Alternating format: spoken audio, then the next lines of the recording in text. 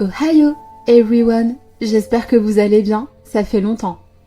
Aujourd'hui, je reviens pour vous raconter un nouveau témoignage terrifiant et angoissant de Reddy. Vraiment, je vous assure que cette histoire m'a fait froid dans le dos. J'ai vraiment hâte de vous la raconter et que vous me donniez votre avis à ce sujet. Alors je n'en dis pas plus et je vous laisse tout de suite avec cette histoire. N'hésitez pas à me partager vos avis en commentaire, si la vidéo vous a plu, à la liker et si ce n'est pas déjà fait, à vous abonner.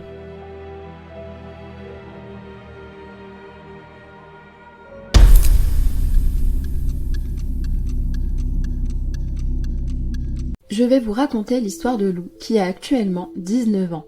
Son histoire s'est déroulée lorsqu'elle avait 10 ans. Elle raconte que tous les étés, elle partait dans un camp de vacances. C'était une sorte de colonie pour enfants et adolescents. Il y proposait plein d'activités, du kayak, du canoë, des baignades, etc. Le camp était organisé avec 2 grands bâtiments, un pour les garçons et un pour les filles. Il y avait aussi un petit bois traversé par un long sentier et au bout, le début du lac avec des canoës alignés sur la rive. À force d'y aller chaque été, Lou raconte qu'elle s'était fait pas mal d'amis. Les animateurs aussi la connaissaient très bien. Elle était plutôt sociable, donc quand une nouvelle personne arrivait, elle allait naturellement vers cette personne. Lou raconte qu'elle était particulièrement amie avec une fille nommée Lila. Elles traînaient tout le temps ensemble, jamais l'une sans l'autre, un duo inséparable. Mais elle raconte qu'elle traînait aussi avec d'autres enfants.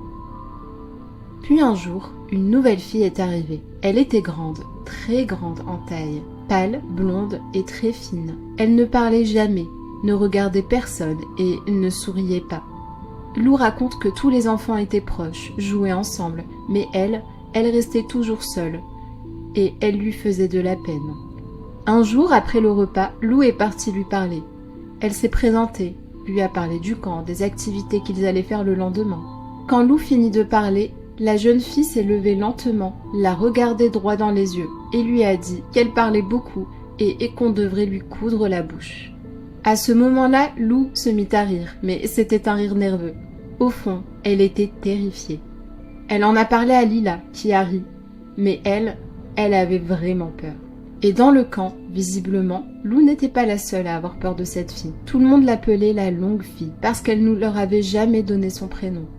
Les jours suivants au camp étaient pourtant géniaux. Ils se sont promenés dans les bois, sont allés à la mer, ils ont fait du kayak dans le lac.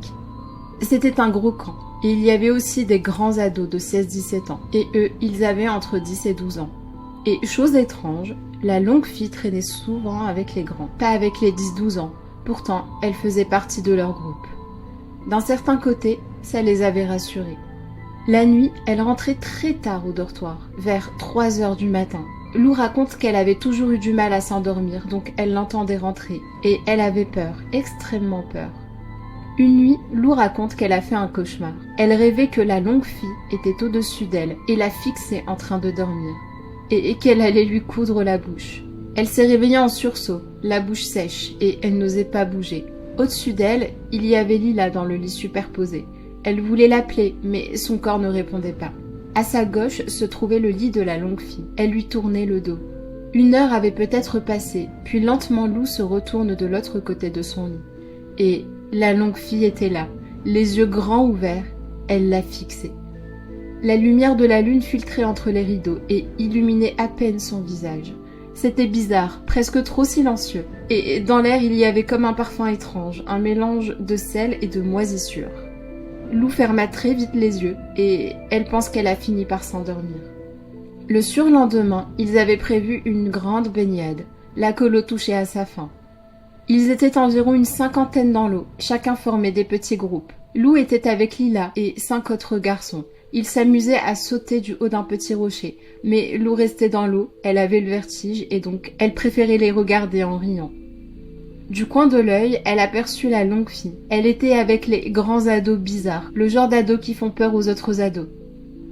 Lou était seule dans l'eau à ce moment-là, et la longue fille s'est rapprochée d'elle. Elle avait un sourire aux lèvres, elle avait les dents légèrement visibles, comme si elle avait eu un rictus.